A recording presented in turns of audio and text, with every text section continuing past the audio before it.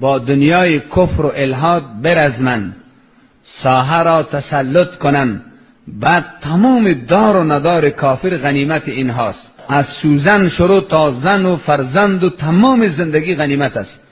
غنیمت که شد، پس بچه ها هم مردانه غلام میشوند، زنانه چی میشه؟ کنیز. تقسیم میشه بین مجاهدین. مال و دارایی و زمین و جایداد باری چی میشه؟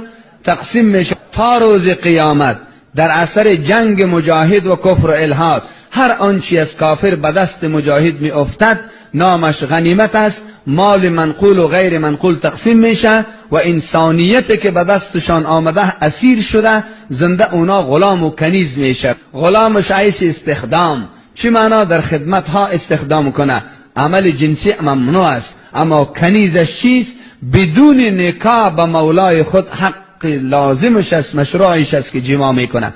هرگاه در بازار بفروشه به کسای دیگری، داد است که در 10 سال تبدیل شوه، فقط اونمو یک حیز استبرا میشه که حمل نداشته باشه، بس دوباره چی میشه بگو؟ او به او جما میکنه به نکاح. خودش هم کنیز شدن خودش یک نوی مشروع